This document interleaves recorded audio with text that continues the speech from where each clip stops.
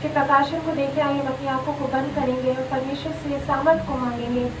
धन्यवाद हो पिता परमेश्वर यीशु मसीह, हम आपके सम्मुख आए हैं पिता प्रभु। जब हम तेरी चौथी वाणी को यीशु हम देखते हैं परमेश्वर, यीशु हम आपके प्रकाशन को मांगते हैं पिता। यीशु मसीह आप अनुग्रह दे पिता परमेश्वर कि हम तेरी ओर से आज बोलने पाए परमेश्वर, और हर एक कान जो सुनता है प्रभु वो आशीषित होने पाए पिता। यीशु नासरी के नाम से इस प्रार्थना को मांगते हैं, आमीन। जब हम यीशु की क्रूस से कही गई इस चौथी वाणी को देखते हैं जहाँ लिखा है, और 9वें घंटे में यीशु ने ऊंचे शब्द से पुकारा, एलोए एलोए लमा शबक्तनी, जिसका अर्थ है, हे मेरे परमेश्वर, हे मेरे परमेश्वर, तूने मुझे क्यों छोड़ दिया ना। यीशु मसीह जो है, इससे पहले जब हमने तीसरी वाणी देखी थी तो 6 आवर जो था यीशु मसीह को, उसमें क्रूस पे यीशु मसीह उस पे मतलब उस पे चढ़े थे, और 6 आवर से जब 9वां घंटा जब आया तब यीशु मसीह ने जो है इस वाणी को कहा ना। लगभग 9वें घंटे के आसपास जो है यीशु मसीह ने जो है वो इस वाणी को कहा क्रूस के ऊपर से, और 6 घंटे से लेकर 9वें घंटे यानी 3 घंटे के अंतराल में हम देखते हैं कि वहाँ पर क्या है, अंधेरा छा गया था, अंधेरा छा गया था। ऐसा नहीं कि यीशु मसीह कंटिन्यूसली बोले जा रहे थे, रुक रुक के यीशु मसीह ने जो है वो इन वाणियों को जो है, 7 वाणियों को जो है क्रूस पर से बोला। और जब 9वां घंटा आया और जब पूरा अंधेरा हो चुका था, उस वक्त यीशु मसीह ने जो है अपने पिता को पुकारा और कहा कि हे मेरे परमेश्वर, हे मेरे परमेश्वर, तूने मुझे क्यों छोड़ दिया, है ना। और लिखा है वचन में कि लोग उस वक्त, जब लोगों ने सुना, जो वहाँ पे खड़े थे, जब लोगों ने सुना कि यीशु मसीह पुकार रहे हैं, तो उन्होंने क्या सोचा, वो किसको पुकार रहे हैं, एलिया को पुकार रहा है ना, एलिया को पुकार रहा है। और उन्होंने क्या करा, जल्दी से जूफा लिया, है ना, वो सिरके के अंदर उसको डुबोया और यीशु मसीह के होठों को क्या करने लगे, वो गीला करने लगे। लोग उस वक्त तक भी नहीं समझ सके कि यीशु मसीह जो है वो क्या है, पिता का पुत्र है, और वो किसको पुकार रहा है, अपने पिता को पुकार रहा है। और जब हम देखते हैं कि यीशु मसीह की जब भी हम गौर करते हैं ना इस वाणी के ऊपर, तो सच में हमें एक शौक सा लगता है, सच में हम अचंभित हो जाते हैं कि खुदा का बेटा, है ना, जो खुद खुदा का बेटा है, जिसके बारे में वचन खुद गवाही देता है कि वो son of man and son of God, है ना, जो दोनों रीति से वो परमेश्वर का पुत्र है और वो मनुष्य का भी पुत्र है। तो हम अचंभित इस बात को देख के हो जाते हैं कि क्या परमेश्वर अपने पुत्र को छोड़ सकता है, क्या परमेश्वर अपने पुत्र को छोड़ सकता है, क्या छोड़ सकता है परमेश्वर। आज यदि मैं बोलूं, मेरे विषय में अगर मैं बोलूं कि क्या मैं अपने बच्चों को छोड़ सकती हूँ, मैं मना कर दूँगी कि मैं नहीं छोड़ सकती, है ना।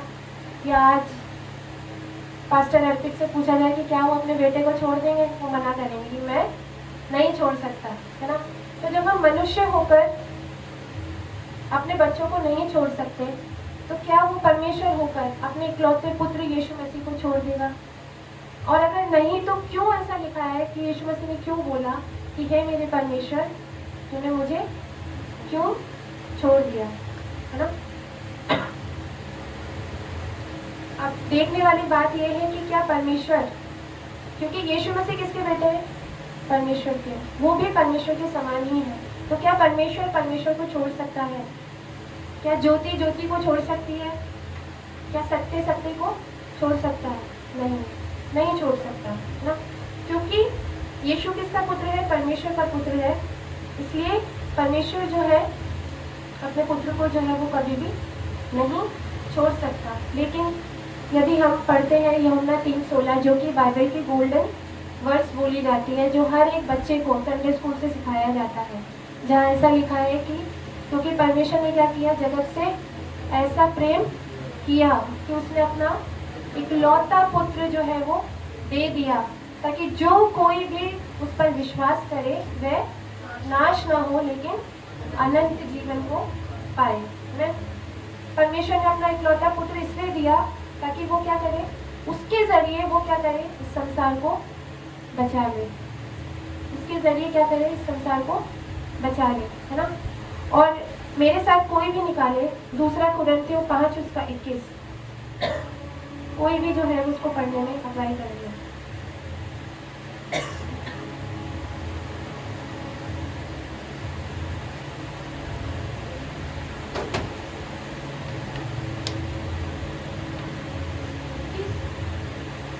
जो पाप से अज्ञात था उसी को उसने हमारे लिए पाप ठहराया कि हम उसमें होकर परमेश्वर की धार्मिकता बन जाए। क्या लिखा है यहाँ पे? जो पाप से अज्ञात था, है ना? उसको मतलब बोला जाए तो जिसने पाप किया ही नहीं हो, जिसने पाप किया ही नहीं हो। एज अ ह्यूमन, मनुष्य होकर जो है वो हम ऐसा नहीं कर सकते, लेकिन यीशु मसीह मनुष्य बनकर आया और उसने ये साबित किया कि मनुष्य होकर भी जो है वो हम बिना पाप के जो है वो हम जीवन बिता सकते हैं, ना? वचन क्या कहता है? जो पाप से अज्ञात था उसको वापिस से पढ़ने में मेरी वही करे।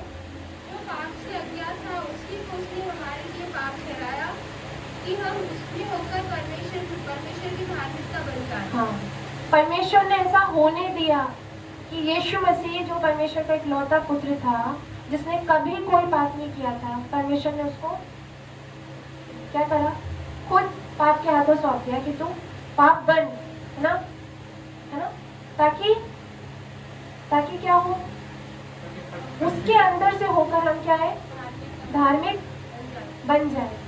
मैं तो हम ये देखते हैं कि परमेश्वर ने जो है वो यीशु मसीह को संसार में इसलिए भेजा ताकि यीशु मसीह हमारे पापों को क्या करे? अपने सर उठा ले। ये कॉमन बात है जो हम सभी मसीह लोग जानते हैं, लेकिन आज जो हमारा फोकस है, जो मेरा फोकस है, वो ये है कि यीशु मसीह का तात्पर्य क्या था। जहाँ तक मैं समझ रही हूँ कि जब तब यीशु मसीह ने बोला कि हे मेरे परमेश्वर, तूने मुझे क्यों त्याग दिया? क्यों त्याग दिया? एक पिता, मतलब वो परमेश्वर जिसने अपना इकलौता पुत्र दिया, उसका पुत्र अपने पिता से ये बोल रहा है ना। वो परमेश्वर जिसने हम जैसे पापियों से प्रेम किया, उसने अपना बेटा जो कि पाप तक को नहीं जानता था, उसको क्या करा? पापी होने के लिए सौंप दिया ना। उसको बोला कि जा, और संसार का पाप जो है यीशु मसीह ने अपने सर पे ले लिया, है ना। और यहाँ पर देखते हैं कि क्योंकि वचन बताता है कि परमेश्वर जो है वो बहुत पवित्र है, वो बहुत बहुत पवित्र है। यदि हम पुराने नियम में देखते हैं तो जब महायाजक जाते थे, है ना, जब महायाजक जाते थे अंदर, पवित्र जो स्थान होता था, और यदि कोई भी पाप होता था तो वो जिंदा वापस नहीं आता था वहां से। जिंदा वापस उनके पैरों में बेड़ियां बांधकर उनको अंदर भेजा जाता था, राइट, है ना। तो ये चीजें हम पढ़ते हैं और बहुत सारे चीजें, बातें जो है बाइबल में लिखी है, वो बताती है कि परमेश्वर क्या है? बहुत बहुत बहुत बहुत पवित्र है। और पाप जो है ना, वो परमेश्वर देख नहीं सकता उस चीज को, नफरत करता है परमेश्वर पाप से। तो यहाँ पर जब हमने पढ़ी वर्ष 2 कुरिन्थियों 5:21, इसमें क्या लिखा है कि यीशु मसीह क्या बन गया? हमारे लिए पाप बन गया। तो जब वो पाप बना हमारे लिए उस क्रूस के ऊपर, परमेश्वर ने क्या करा? उससे अपना मुख मोड़ लिया। परमेश्वर ने क्या करा? उससे अपना मुख मोड़ लिया। और वो क्षण जब परमेश्वर ने उससे अपना मुख मोड़ा, उसी क्षण पर यीशु मसीह ने इस बात को बोला कि परमेश्वर, तूने मुझे क्यों त्याग दिया? क्योंकि पाप जो है वो क्या हुआ? यीशु मसीह और परमेश्वर के बीच में एक सेपरेशन को लेकर आ गया, है ना। परमेश्वर ने अपने बेटे से मुख मोड़ लिया ताकि वो हमारी ओर अपने मुख को फेर सके। उसने अपने इकलौते बेटे से मुंह फेर लिया। क्यों फेरा? क्योंकि वो हमारी ओर देखना चाहता था, क्योंकि वो चाहता था कि हम बचे, क्योंकि वो चाहता था कि हम फिर से उसके साथ यूनाइट कर जाए, फिर से उसके साथ जुड़ जाए। जो गलती आदम और हवा ने की थी, है ना, उस अदन की वाटिका में वो पाप को शैतान जो है वो लेकर आया, और उस पाप की वजह से क्या हुआ था? दूरी आ गई थी। ये सब बातें हमें पता है, लेकिन आज ये छोटी छोटी बात भी जो है वो हमें वापस से रिमाइंड कराने की जरूरत है खुद को, राइट। मेरे साथ एक और वचन हम पढ़ेंगे, यशाया, निकाले कोई भी, यशाया 53 उसका 2 से लेके 5 पद तक हम पढ़ेंगे। इसमें हम देखेंगे कि यशाया की भविष्यवाणी जो है, जो यीशु के विषय में कही गई थी, हम उसको पढ़ेंगे इसके अंदर। क्योंकि वे उसके सामने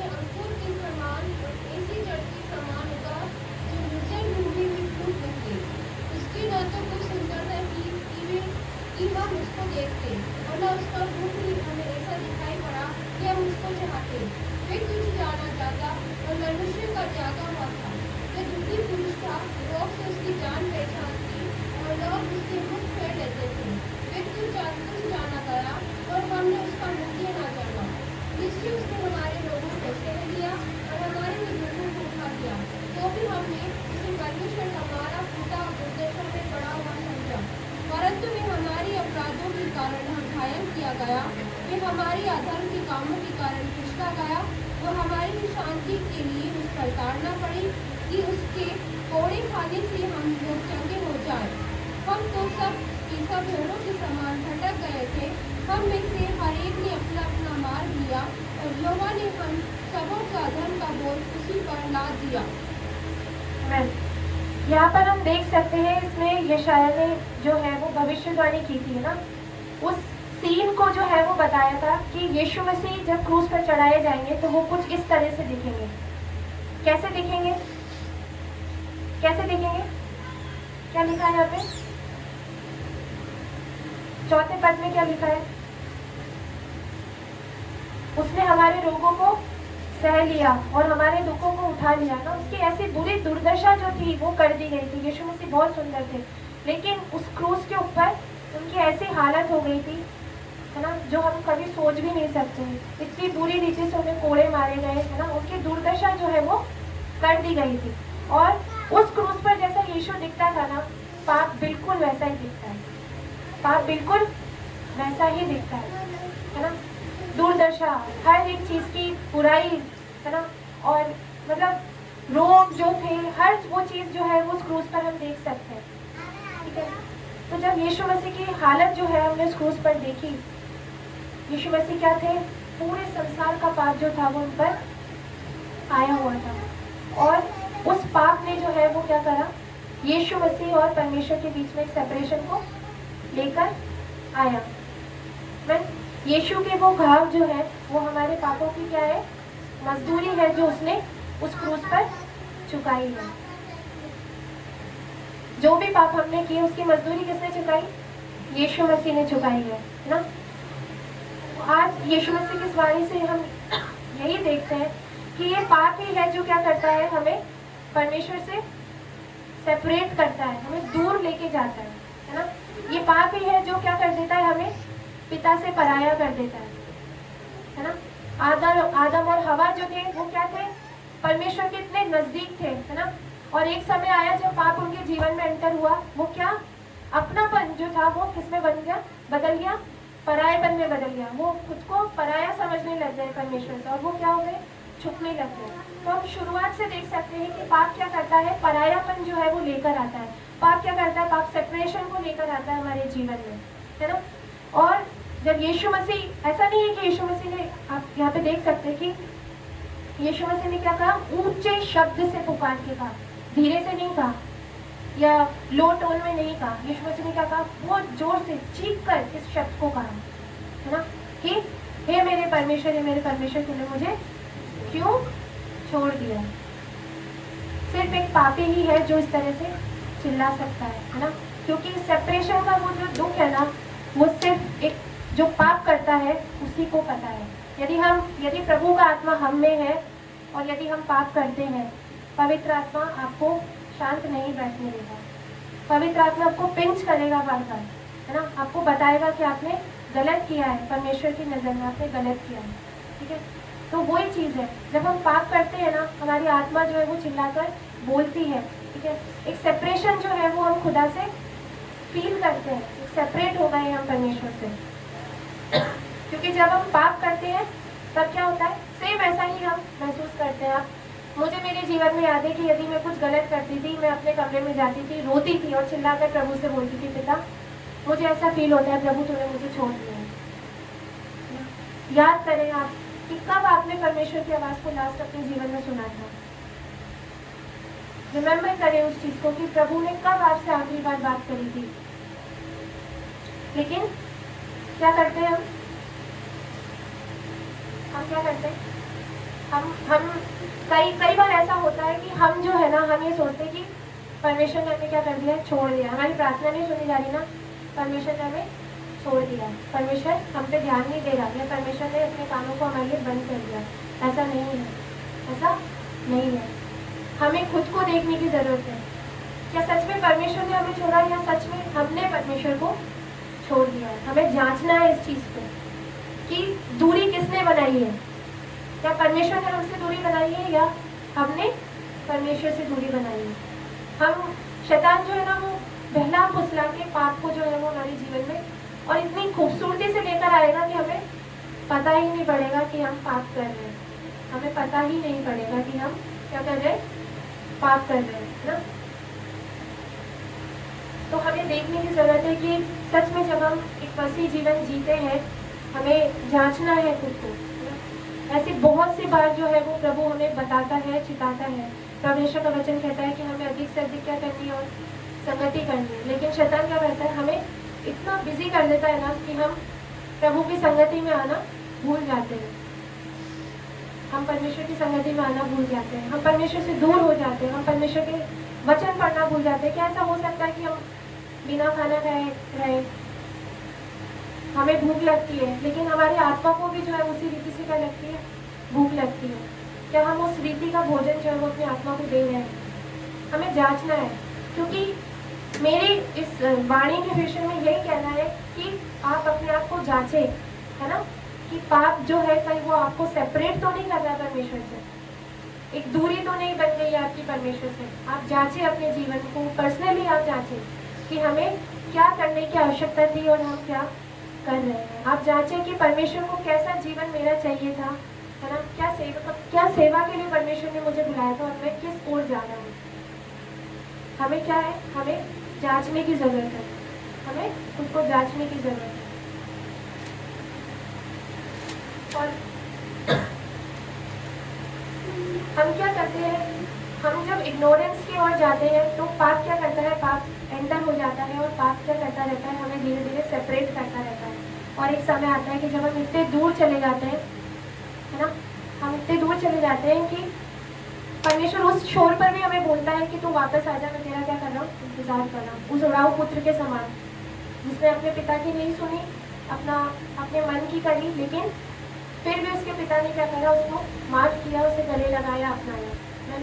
तो आज इस वाणी से जो है वो हम यही सीखते हैं कि सच में पिता ने जो है वो अपना इकलौता पुत्र जो है वो हमें दिया, है ना, और उस पुत्र ने हमारे लिए इतनी बड़ी कीमत चुकाई है कि वो हमारे लिए क्या बन गया, खुद पाप बन गया, खुद पाप बन गया, ताकि क्या हो, हम शुद्ध हो जाए, हम पवित्र हो जाए उसके लहू के द्वारा।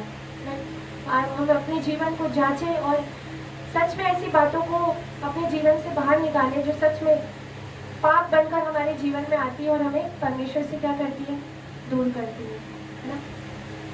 परमेश्वर आप सबको आशीष दे।